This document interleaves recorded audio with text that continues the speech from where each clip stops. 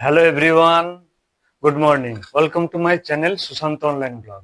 আজকে এক new update নিয়ে চলে এসেছি যে 28শে ফেব্রুয়ারি 2026 যে তারিখে ভোটারের যে ফাইনাল লিস্ট বেরিয়েছিল, তাদের মধ্যে কিন্তু অনেকেরই তালিকার মধ্যে নামের উপরে আন্ডার অ্যাডজুডিকশন বলে লেখা ছিল, অর্থাৎ বিচারাধীন অবস্থায় ছিল। তাদেরকে বিডিও অফিস বা এসডিও অফিসে যেতে হয়েছে এবং সমস্ত পেপারস দেখে বিচার করেছেন বিচারকরা। যদি কোনো রকম ভুল না থাকে তাহলে তাদের জন্য একটা লিস্ট তৈরি করেছে, সাপ্লিমেন্টারি একটা লিস্ট অলরেডি দিয়ে দিয়েছে।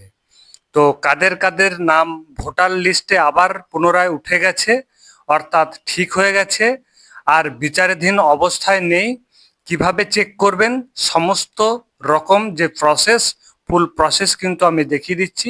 তো ভিডিওটা কিন্তু খুবই ইম্পর্টেন্ট। তো সবার প্রথমে কি করতে হবে না, গুগল ক্রোম বা যে কোনো একটা ব্রাউজার ওপেন করতে হবে।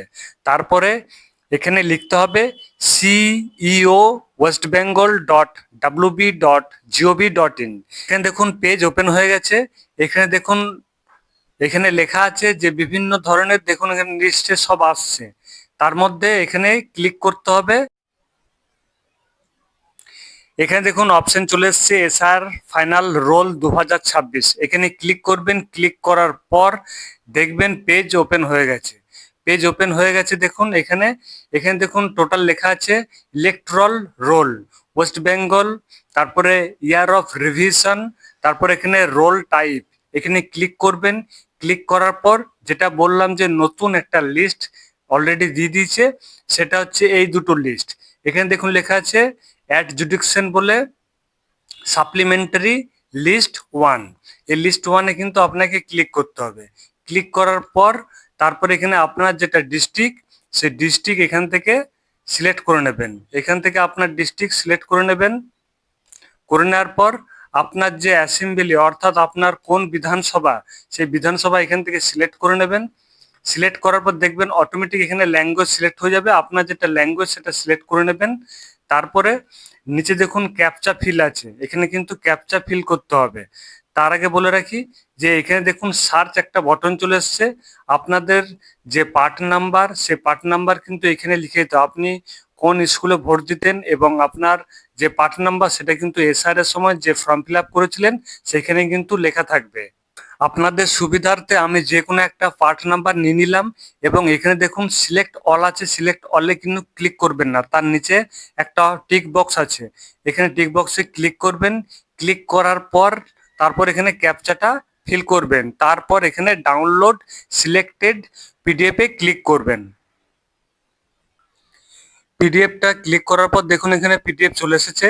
এখানে দেখুন লেখা আছে যে 28/2/2026 তারিখে প্রকাশিত চূড়ান্ত তালিকায় পরিপূরক তালিকা। এখানে দেখুন শুধুমাত্র একটাই কিন্তু নাম দেখাচ্ছে, অর্থাৎ এখানে আন্ডার অ্যাডজুডিকশনে ওনার নাম ছিল এবং তা সত্ত্বেও কিন্তু ওনার কোনো হয়তো প্রবলেম আছে, তাই আবার কিন্তু নাম এখানে থেকে গেছে। অর্থাৎ এখানে দেখুন লেখা আছে যে 15 দিনের মধ্যে কিন্তু এটা অনলাইনে বা অফলাইন পদ্ধতিতে যেটা নাম আছে এখানকার যে ভোটার লিস্টের নাম আর দেখতে পাচ্ছেন, এনাকে কিন্তু অনলাইনে বা অফলাইনে আবার অ্যাপ্লিকেশন করতে হবে এবং নির্ধারিত আপলোড করতে হবে। পুরো ট্রাইব্যুনাল নিকট অ্যাপিল করতে পারবেন। 15 দিনের মধ্যে কিন্তু সম্পূর্ণ আবেদন প্রক্রিয়া সব শেষ করে দিতে হবে। আপনার পার্ট নাম্বার ধরে সার্চ করবেন এবং যদি এরকম টাইপের কোনো লেখা আসে তাহলে ভাববেন যে এখনো সেটা সাকসেসফুল হয়নি বা আপলোড করেনি। পরবর্তীকালে আবার চেক করবেন এবং চেক করতেই থাকবেন, যতদিন না লিস্ট দিচ্ছে আপনারা কিন্তু চেক করতে থাকবেন। এখানে দেখুন আর একটা অপশন এসছে, এখানে adjudication deleted list one. এখানে ক্লিক করবেন এবং সমস্ত কিছু দেখতে পেয়ে যাবেন। ওখানে ক্লিক করার পর দেখুন পিডিএফটা ডাউনলোড হয়ে গেছে। এখানে দেখুন লেখা আছে বিচার বিভাগীয় কর্মকর্তার রায়ের পর মুছে ফেলা হয়েছে, অর্থাৎ যাদের বিচারাধীন অবস্থায় ছিল তাদের কিন্তু এখানে নাম অলরেডি মুছে দিয়েছে এবং টোটাল কিন্তু যে নাম, সে নাম কিন্তু ভোটার লিস্টে উঠে গেছে। এখানে দেখুন লেখা আছে যে 23 তারিখে কিন্তু অলরেডি এটা পাবলিশ করে দিয়েছে এবং তার সাথে সাথে এখানে যদি কারো যদি কোনো রকম প্রবলেম থাকে তাহলে কিন্তু 15 দিনের মধ্যে অনলাইন বা অফলাইন পদ্ধতিতে আবার কিন্তু ফিল আপ করতে হবে, বা এখানে ট্রাইব্যুনাল নিকট যে অফিস আছে সে অফিসে কিন্তু অ্যাপিল করতে পারবেন। এখানে দেখুন সমস্ত লিস্ট দিয়ে দিয়েছে যাদেরকে এখানে কিন্তু ডাকা হয়েছিল, অর্থাৎ আন্ডার অ্যাড জুডিকশন ছিল। তো পরিষ্কার সোজা কথা বলে রাখি যে এই লিস্টে যাদের নাম উঠে গেছে তাদের কোনো রকম সমস্যা নেই, অর্থাৎ আপনারা ভোট দিতে পারবেন এবং কোনো রকম প্রবলেম নেই।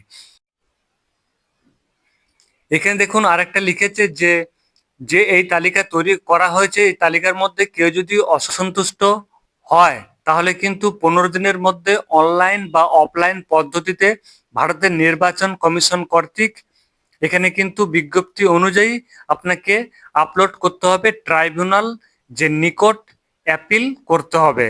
এখানে দেখুন যে ভোটার লিস্ট 28শে ফেব্রুয়ারি 2026 তারিখে বেরিয়েছিল, সে ভোটার লিস্টে কিন্তু এই যে নামের উপর আন্ডার অ্যাড জুডিকশন বলে লেখা আছে। এনাদের কিন্তু বিচারাধীন অবস্থায় ছিল। এই বিচারাধীন অবস্থায় থাকার পরে এনাদেরকে কিন্তু হয় বিডিও অফিস নাহলে এসডি অফিস বা বিভিন্ন জায়গায় কিন্তু এনাদেরকে ডেকেছিলেন, তাদের সমস্ত পেপারস দিয়েছিলেন এবং যারা বিচার করছেন বিচারকরা তারা কিন্তু বিচার করে দিয়েছেন এবং তার পরবর্তীকালে যে একটা লিস্ট সেই লিস্ট কিন্তু অলরেডি বেরিয়ে গেছে। এরকম ছোট ছোট ইম্পর্টেন্ট আপডেট পেতে গেলে আমার চ্যানেলটিকে অতি অবশ্যই সাবস্ক্রাইব করে রাখবেন এবং ভালো লাগলে অতি অবশ্যই লাইক এবং কমেন্ট করবেন, তার সাথে সাথে শেয়ার করে দেবেন যাতে অন্য কারো সুবিধা হয়। থ্যাংক ইউ, সবাই ভালো থাকবেন, নমস্কার।